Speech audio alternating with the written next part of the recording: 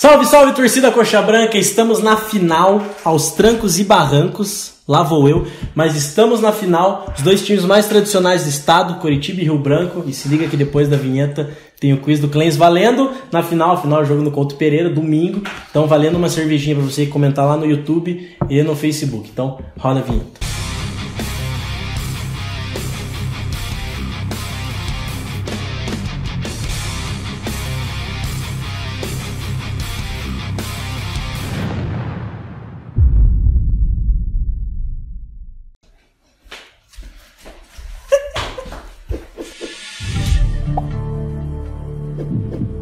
O negócio é o seguinte, em 2013, essa vocês não sabem, em 2013 o Coritiba ganhou do Rio Branco lá por 7-0 e teve um jogador nosso que meteu 4 gols naquela partida, pediu música no Fantástico e etc. A pergunta é, quem foi este craque de bola que meteu 4 gols no Rio Branco em 2013? Responda aí no Facebook e no YouTube, o primeiro de cada um vai ganhar uma cerveja lá no domingo na final no Couto Pereira. Então responda aí, tamo junto. Bom, queridos amigos, finalmente a gente pode falar com um pouco de alegria do Coritiba. Amém. Esse recesso de carnaval fez muito bem a nós e ao time, né? Que não precisamos falar na semana passada, todos nós estávamos nos nossos merecidos dias, né? De festa aí.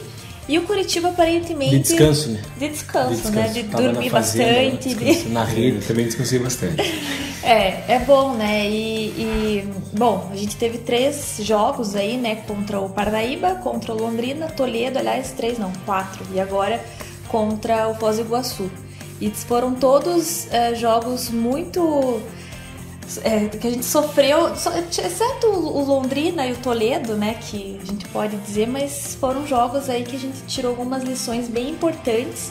Eu acho que sofreu contra o Toledo. Eu não assisti contra o Toledo, mas... mas acho que o jogo que definiu mesmo, assim, essa mudança de postura do time, de a gente conseguir essas 2 vitórias contra o Londrina e contra o Toledo, foi o Parnaíba, né? Sim.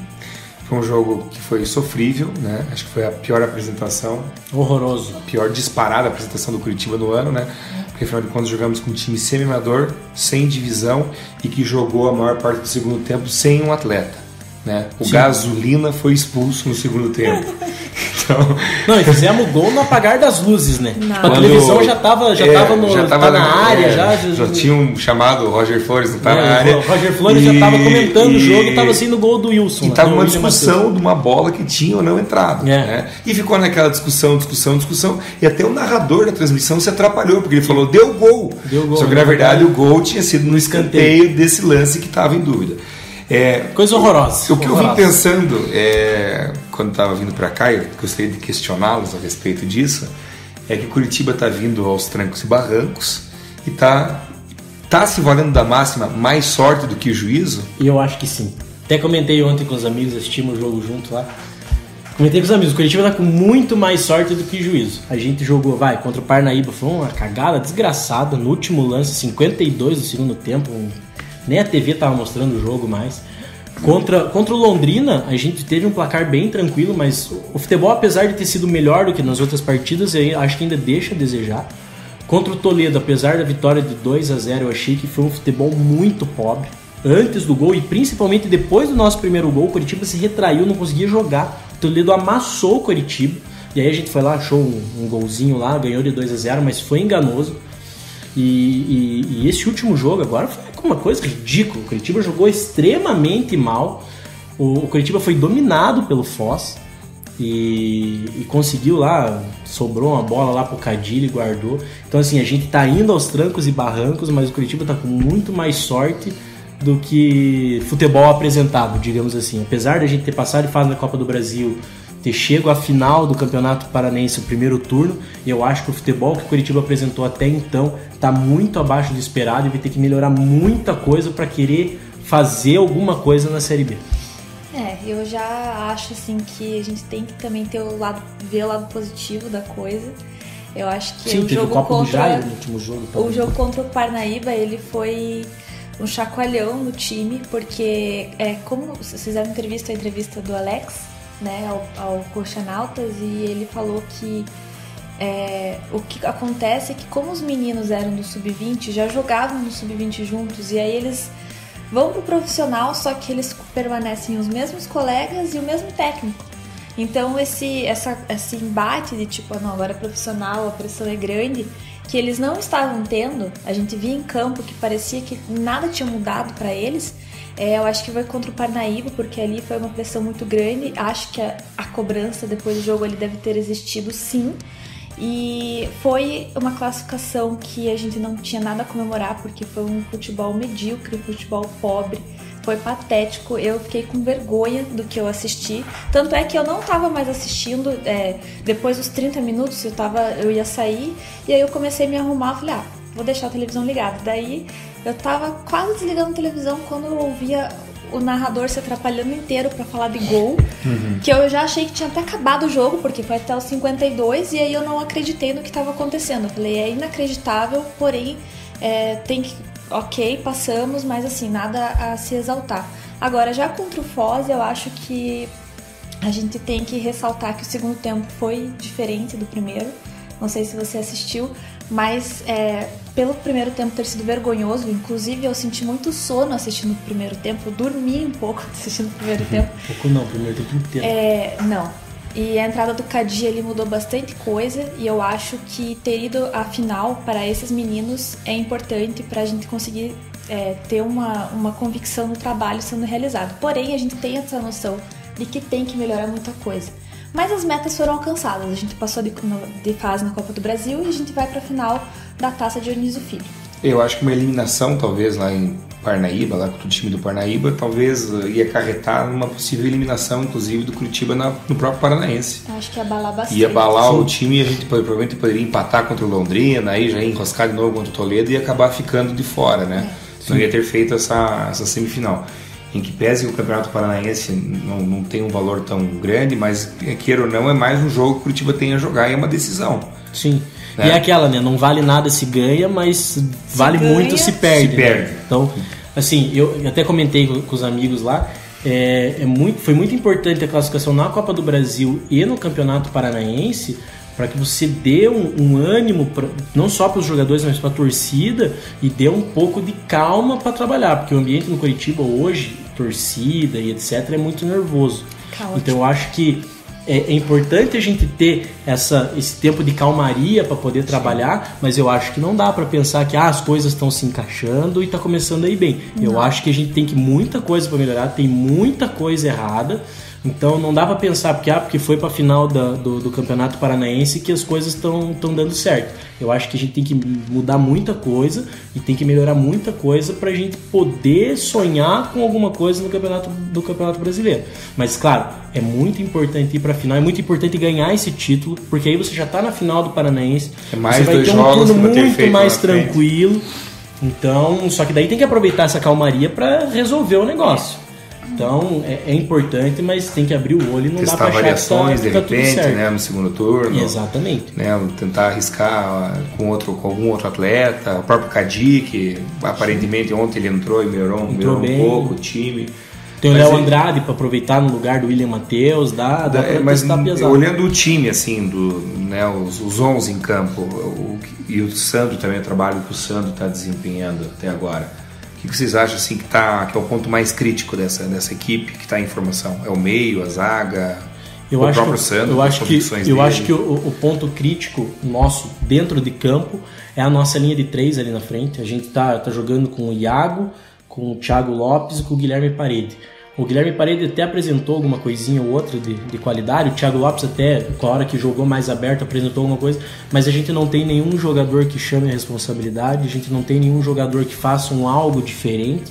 A gente tem jogadores que podem ser úteis num time qualificado, mas a gente não tem essa criação na linha de 3, a gente não tem aquela jogada mais incisiva, e é isso que de repente a gente sofre, porque a gente não consegue criar em cima de um time mais fechado, um time minimamente organizado, a gente já sofre horrores para criar uma jogada. Então acho que dentro de campo essa linha de 3 é o principal motivo, e eu acho que o trabalho do Sandro Forner até então, claro, está com pouco tempo de trabalho, mas eu acho que deixa a desejar.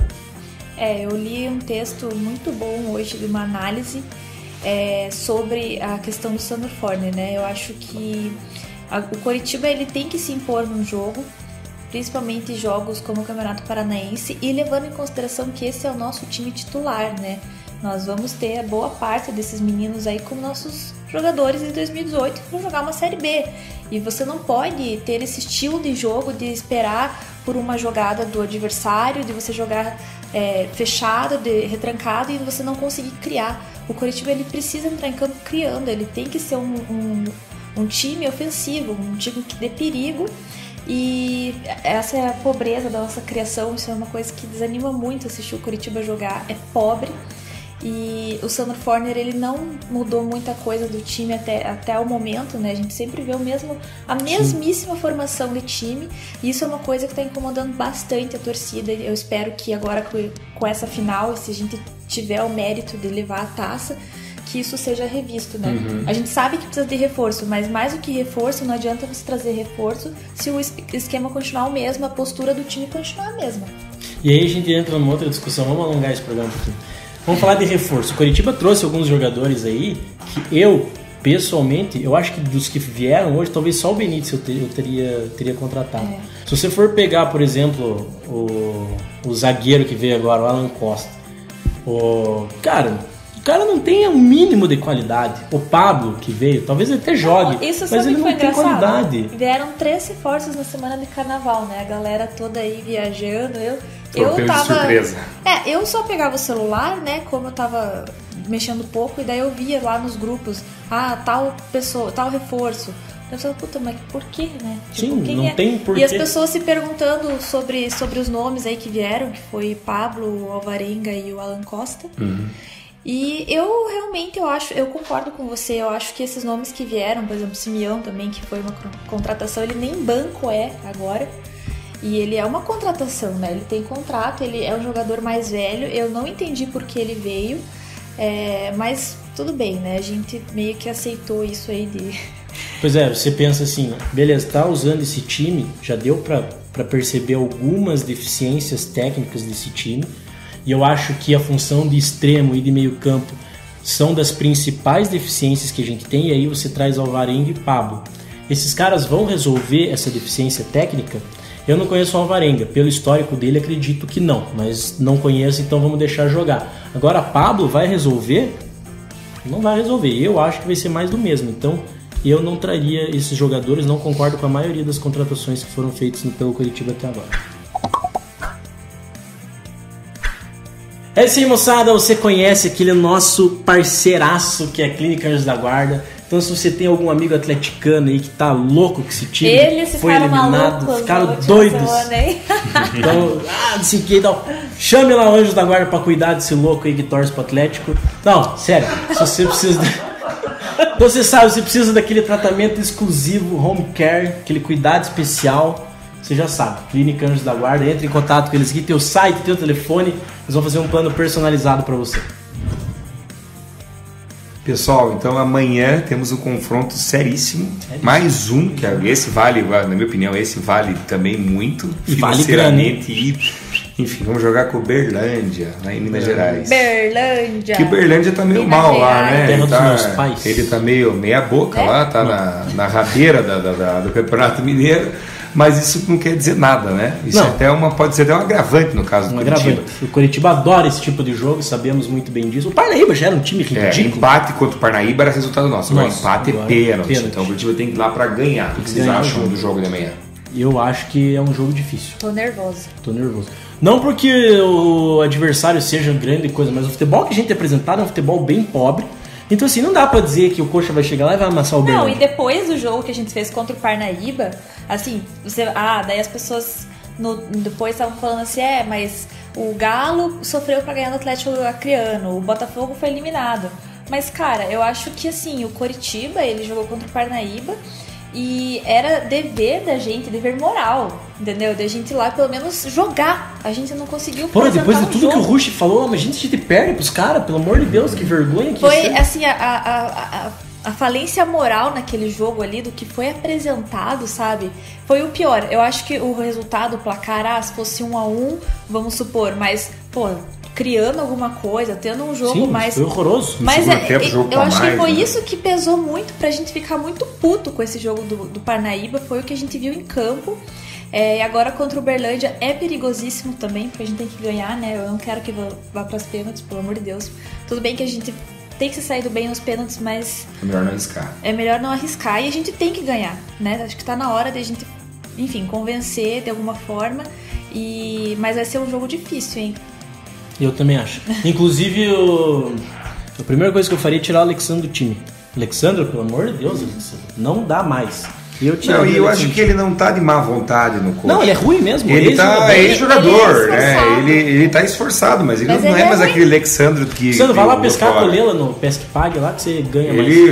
O cara tá, ele tem, você vê que ele tem vontade ali, mas ele não adianta. Então coloca o pai dele, então, vontade por vontade, não tem o que fazer. Acho que isso não basta, né, pra jogar ali, daí ele acaba atrapalhando, né? Sim. Se bem que a bola não tá chegando muito pra ele também. Né? Mas não é desculpa, porque ele é um jogador que tem história no futebol, ele é um jogador que tem certa qualidade técnica, que tinha que ajudar ali na criação das jogadas, coisas que o Kleber faz. E assim, pega o Evandro, cara. O Evandro entrou no jogo lá, a primeira bola que ele teve a oportunidade foi lá e guardou. Eu não sou tão fã do Evandro, já fui mais fã do Evandro. Não acho que ele vá resolver alguma coisa ali, mas cara, trocar, pra não falar besteira aqui, trocar 6 por meia dúzia, que deixa o Evandro jogar lá então. O Alexandre não tem feito nada nos jogos, bota o Ele não tá chamando, como vocês falaram no começo do programa, ele é um cara que não tá chamando essa responsabilidade, não. O Alexandre, né? Ele tinha que conduzir melhor o time. Você não vê, ele é um cara que tenta organizar, ele fica, né? Ele tá totalmente perdido, tá ali. Ele não sabe o que tá fazendo ali. Até porque assim, né, se você for ver, no jogo contra o Foz, teve uma hora ali que os jogadores de linha, o mais experiente era o William Matheus, que já tá um Deus nos acuda em campo, né? Porque todo jogo a gente sofre com o William Matheus. Tá mal mesmo. E aí você tem o Alexandre, que você poderia dizer, bom, pode trocar uma experiência, pode chamar a responsabilidade, já que é um time muito, muito jovem, né? A nossa média de idade. É o que se espera dele, né? E não é o que tem acontecido. Então, é pra ficar um cara lento lá na frente, a bola não chega nele, já tem dificuldade e não tem por que mantê-lo no time. Bota eu lá então, mais bonito. Não? Não, você não joga nada. Não, mas o Alexandre também não. Mas você não é o Alexandre, eu né? ia vender mais camisa que o Alexandre. Você não tem os títulos que ele é ou não é? E o Alexandre tá custando caro pro time, né? Tá. Pô, podia meter uns golzinhos na Copa do Brasil, agora alguém vir buscar ele, né? Botafogo da vida. Bahia. Um time chinês, por exemplo, podia levar ele pra bem longe, né? Sim. Um Bahia da vida, um Ceará, alguma coisa assim, né? Puta, o Bahia podia levar ele pro próximo Bavi. Bahia perdeu o Hernani Brocador, né? Pra ver se faz alguma coisa. Enfim, jogo dificílimo. Curitiba tem que entrar focado. Se entrar de salto alto vai dar bosta nesse jogo. Tem que entrar focado. Mas acho que com base no que aconteceu com o Parnaíba, acho que eles vão entrar agora. Tem que entrar focado, porque a gente precisa muito dessa classificação, moralmente falando e financeiramente falando. E também cria aquilo que a gente tá falando. Assim, uma classificação contra o Uberlândia já começa naquela que vai criando uma sequência de jogos, mais daí na terceira fase são 2 jogos aí de volta. Sim. Vai pegar o Goiás ou o Boa Esporte, que também é de Minas Gerais, vai pegar um desses 2 times. Aí vai ser um puta de um desafio nível Série B, né? Exatamente, nós vamos ter aí nós vamos ter uma noção daí do tem que passar do time tá pra Série B. Festa do pão de queijo. Vamos fazer. Vamos fazer. Não, mas deixa eu só fazer um adendo aqui disso tudo. A gente conseguiu as nossas metas, né, até o presente momento no ano, mesmo com muitas dificuldades, com os trancos e barrancos. E eu acho que isso, por um lado, é bom, porque daí não cria o oba-oba. A gente poderia ter tido os mesmos resultados, ter passado de fase, ter ido pra final com um outro clima. E aí você se ilude, porque, obviamente, né, a gente sempre se ilude com o Paranaense. A gente faz as últimas 4 partidas do campeonato boas e aí a gente já liga o empolgou. Eu acho que, óbvio, agora na Série B a torcida vai ter mais cuidado com isso. O próprio clube, a postura dos jogadores em campo, a gente vê que agora que são os meninos é diferente. E eu acho que eles têm que ter essa preocupação, porque é o primeiro ano do profissional deles e eles têm que realmente mostrar trabalho, né? Então vamos com tudo pra cima desses caras. Galera, chegou a hora do que chegou a hora? Dos recados paroquiais. E dos nossos abraços aqui, ó. eu vou mandar um A gente tem que invocar pra esse tipo de entidade agora pra ver se o time vai, entendeu? Enfim, vou mandar um abraço lá pra galera que acompanha nós lá no Instagram. Tem a Valéria Pliskevski e o namorado dela, que é o Gabriel. Eu vou mandar um abraço também e um agradecimento especial pra hamburgueria Johnny Rockets Curitiba. Abriu a primeira do sul do Brasil, abriu lá no Parque Shopping. Curitiba é muito chique, gente. Ó, tem hard rock, tem chamaram a Johnny gente lá pra inauguração, show de bola. Vão lá conhecer que vale muito a pena. E vou mandar um abraço pra galera que tava comigo no carnaval, o Mica, a Nath e a Fernanda. São gente da melhor qualidade, Dora tem uns atleticando meio, mas vai um abraço pra vocês aí, que vocês são feras. Bom, vou mandar abraços para um menino chamado Gabriel Caetano. Ele mandou aqui no meu Instagram, falou salve, se puder mandar um salve, eu vejo muito vocês e tal, então aqui teu abraço. Mandar um abraço também pro Instagram Musas do Coritiba, que não, deixa eu falar. Fale. Instagram que tem conteúdo de qualidade, posso dizer com precisão, então um abraço para esse @ também. Eu sou um seguidor assíduo desse Instagram. Somos dois. E um abraço pro Daniel Henrique, que fez aí no último domingo na casa dele um churrasco de qualidade aí pra nós. Tio Pagode. Vimos aí o nosso Coritiba classificado com os nossos amigos Coxas Brancas. Abraço para todos que estavam lá, não vou dizer nominalmente, porque era muita gente e galera, foi muito legal. A gente assistiu o Coxa e ouvimos pela Transamérica a eliminação do nosso querido co-irmão. Eu vou mandar um abraço pro Lenin Bueno, lá Piano. Um abraço aí pra ele, daquele acho que o melhor grupo do WhatsApp de Curitiba. Certeza. Curitiba Renegado. Do Paraná, do Brasil. Pro Roberto Carlos, né? Roberto Carlos também, um abraço. Não é aquele da seleção, é um... Nem o rei. Nem o mais rei. Especial. E nem o rei, É o melhor que esse. Melhor. Não se esqueçam de nos seguir nas nossas redes sociais, vocês já sabem, vocês já conhecem, nosso canal no YouTube.